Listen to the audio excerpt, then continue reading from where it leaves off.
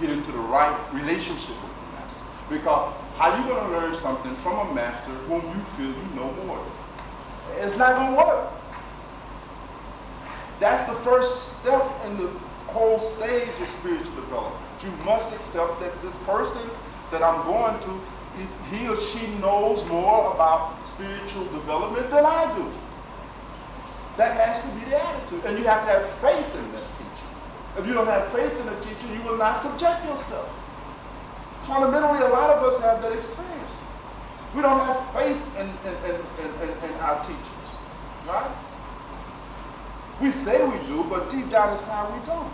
We don't have faith. You know, suppose she's wrong. Suppose he's wrong about that. You see, we find faults in the teachers' teachings, right? And that distorts faith. And without faith, you can't go much. So the first kind of faith then that we have to make sure that we cultivate is faith in whoever we select as our spiritual guide. That faith got to be there. It's got to be rock solid. It can't be no wavering and wacky, right? It must be based on conviction, and you must really believe that that spiritual guide is a living representative in that tradition. If you're a Christian, you better be looking upon your spiritual guide as a living embodiment and representation of Jesus. Jesus, you can't commune with him. Jesus has been gone 2,000 years. If you're going to encounter Jesus' teaching, you will have to encounter it through a teacher in that lineage that Christ established. If you're going to follow Buddha, then you're going to have to encounter Buddha in the form of a living teacher who is in the lineage of a Buddha. The same is the case with Muhammad, the same with Moses, so forth and so on. At no time will you ever be able to encounter these great mystics of the past. It will always be in the form of the law, the teacher. And you got to get straight, right? That's a hard thing. I grant you that. But this is, of course, in deep wisdom. I'm not going to waste your time today, you see, just fanning your illusions, trying to bust down the illusions. So we have to have that first kind of faith. Then we have to have the second kind of faith, faith in the teachings, right? That you are receiving. Now, that's a big problem for many of us because a lot of times we don't have faith in the teachings. We edit the teachings. We really don't have deep, real, abiding conviction and faith in the accuracy of the teachings. It's all right. I'm not saying follow anything blindly. I'm saying, but you better use your intelligence and examine the teachings and find some way to be convicted of whatever teachings you select that you convict. You don't have to be this particular one or that particular one. But whatever you do, it better be rooted in some conviction. And you better have the right relationship to the teaching.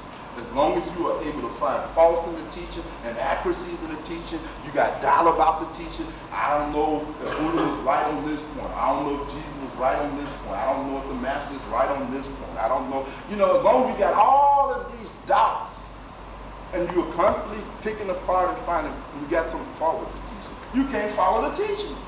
And if you don't follow the teachings, there can be no transformation. You see the point? How would you follow a set of teachings that you don't really have 100% conviction and confidence in? You will not follow those kind of teachings. And you will simply remain in your state of suffering. So we have to cultivate the right attitude toward the teachers in addition to the right attitude toward the teacher. And of course, without saying, we have to have confidence in ourselves, right? We got to make sure that we're not discouraged. You must have confidence in yourself that you can follow the teachers and attain their life. If you don't believe, Valerie, that you can be happy, can you be happy? You can't be happy. And some of us have thought that. I ain't going to never be happy. I mean, many of us have already accepted. We're submitted. You know, I had a chance to be happy 25 years ago, but I blew it, and so now I'm just substituting stuff as I go along right now. But I am never going to have the kind of life I wanted to bring about. You know, that's all. I'm not ever going to obtain that career now. I'm just going to take whatever I can to go out. We have lost confidence in our innate capacity to obtain perfect wisdom, perfect bliss, perfect happiness. And we must have those. Now, with that said then, And with that understood, you can begin to see now that how we have to approach any kind of course in existence with the right set of attitude. Is that clear? You see?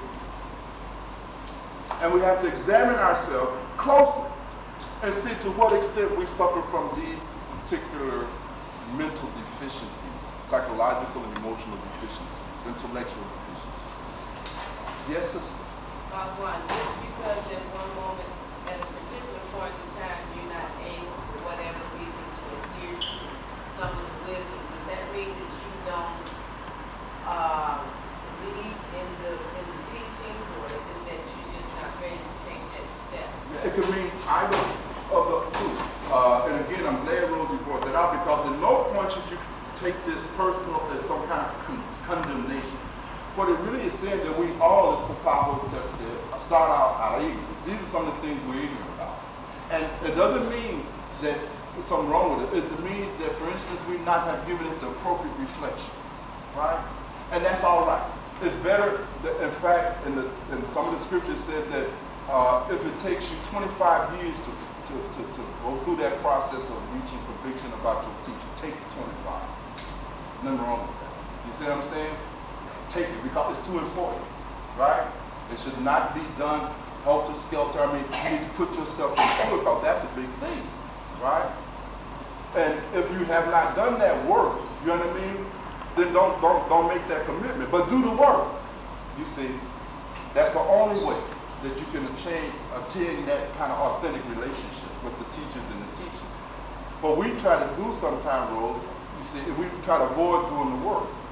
And we got to do that work. So we can look and see, for instance, if I look at my master, and I know in my heart that I cannot look upon my master as a living representation, you know, of all of these lineages, then I mean, I got to deal with that.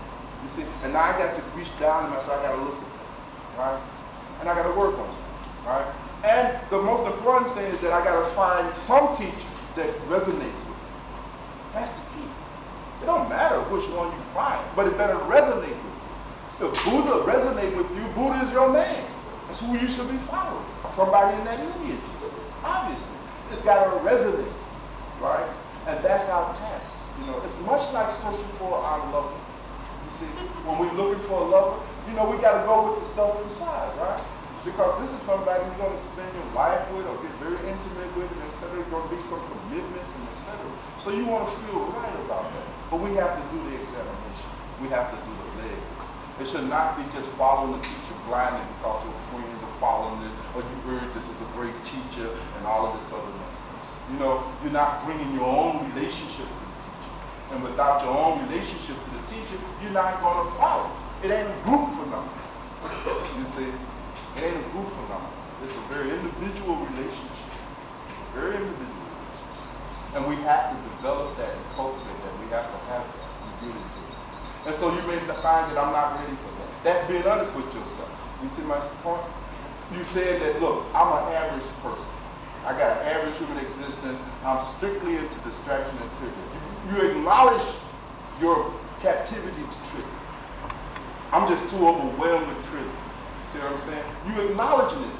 You're like an alcoholic who is now finally admitting you got a problem, right? You're coming up out of denial. And that's one of the things that happens when we come to the master and the teaching. Is that for the first time we realize that all this nonsense we've been talking about, we're so spiritual, and black people have a bad habit of going around telling people we all spiritual. Nonsense. Most of us are simply religious and superstitious. Spirituality is a very different phenomenon. You see? And most of us discovered that, my God, I ain't so spiritual after all. You see? You're hitting something now that is exposing, that's breaking through that mythology, our spiritual mythology that we've created about ourselves. Right? That I'm a great seeker of truth. You know what I mean? I'm black and I'm very spiritual. We are all spiritual. Nonsense. You know, you run up against that wall and you see, I can't give up my truth. I understand the teachings, I love the teachings, I want to go there, but damn, I can't give up this truth. Or you discover you just doing that inferior human thing. You see what I'm saying? That you can't give up your indulgences. You understand? You can't give up your 2 or 3 women, your 2 or 3 men, and your sugar daddy this, your sugar daddy that, your wrong living arrangement. I mean, you can't give up that stuff. You know, you can't give it up. You're being honest. You see. Now, there's a possibility now, right? You know where you need to work. You know, now you need to reflect. Right? Is this the way I want to spend my life, just chasing trivial? You know, you need to reflect now. And that reflection will take you to the next level, right? But none of us can escape the reflection. That's the point. We have to sit down and we really have to look and see what it is that we want to do with our life. Do we want to live it at the inferior level? Okay, but be clear that you just living your life at an inferior, meaningless level. Be clear and don't play no games with yourself. Don't talk no more about your interest in religion and spirituality. Stop it, for God's sake. You understand? You're deluding yourself. You're going to drive yourself insane. Right? Just accept. You're born, you're out, and that's it. If you live in that average, trivial, meaningless, distracted, full of nothing but entertainment, playing games, looking for every game you can find, every program on TV you can get, every movie you can see and rent. You understand? If you live in this kind of average, mediocre life, then accept that you're just an average, mediocre person. You're addicted to this crap. And then reflect. This how I work. This all I want to pay with my work. But don't deceive yourself. Come out of that deception. And all of that happened the moment we encounter authentic teaching. You can tell when you encounter teachings that are not authentic because it doesn't interfere with them. Now you can go on just living that chicken shit life. No problem. No problem. Because it's not required. Nothing is required of it. You see? Nothing is required. The average human birth love those kind of religions where nothing is required. No meditation, no restraint, no real moral development, none of that. Just, you know, Sunday go to meet. Perfectly, the average mindset. The mediocre mind, because they don't want nothing new. They're looking for a religion that don't interfere with their life. True, authentic religion is definitely going to interfere with your life. You'll know it by then. It's going to naturally, definitely mess with your life. It's going to definitely challenge you. So nothing wrong with that, Sister Rose. That is what we're talking about. Bring your intelligence into it. Bring your reflection into it. So that whenever you act, whether it's 20,000 years from now, you're acting in sincerity. Right? And it is this sincerity that pays off. You see? So never act prematurely. I used to always say, hold out for initiation until you can't hold out no longer. That was his policy. You know what I mean?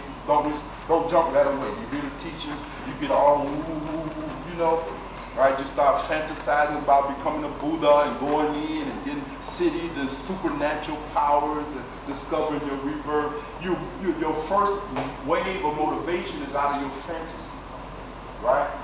Maharaji knows that out of that fantasy, you initiate you and you ain't going to do nothing. In 2 weeks, you ain't doing no meditation. You ain't going to satsang. Your studying has ended because you were driven out of fantasy in the first place. You see? Maharaji said, wait. You see? Wait. Wait till you gotta have it. Wait till it's like some student went to the master in search of initiation, and the master took the student down by the riverside. The student thinking he's going to be initiated, immediately pounced upon him, slammed him under the water, held his head down. Now you can imagine the student is underneath the water, you know, thinking, now this master's crazy. I come for enlightenment, this man trying to kill me, right? What's up with that, right? Finally he lets him up. You know, the man is gasping for breath and said, man, what's wrong? The master, he said, when you was under the water, like so innocently, what were you thinking about? And they said, all I'm thinking about air. He said, well, you want truth like that. That's the right thing. That's the right thing. When you want what that wisdom and joy and peace that you talk about, when you want it like that, that's right. But right now, you're just chucking the jive. You don't really want wisdom.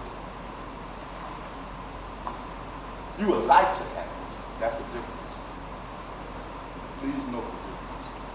But it doesn't, nothing happens like that. So even in these times, of course, the masters out of their infinite kindness and compassion and grace, knowing our weak nature, they still confer the boons upon us.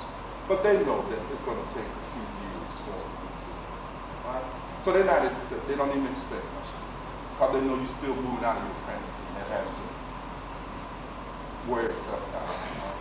But then it comes. And then it's real. You see my point? But then, then like a boomer, you'll get up and leave your wife, your children, your family, you'll leave a throne, you'll leave your money, you'll leave everything. You know what I mean? It's got you, right? You become a fully mature seeker. We're all the seekers. We're just at different levels of maturity. You see? That is fine. So nothing wrong with that. Nothing wrong with that at all. Be comfortable with what you do. Now, so let us take a quick washroom break, come back in about 10 minutes, and then we will finish off. And there's a few questions we'll entertain that. And next week we'll go a little further.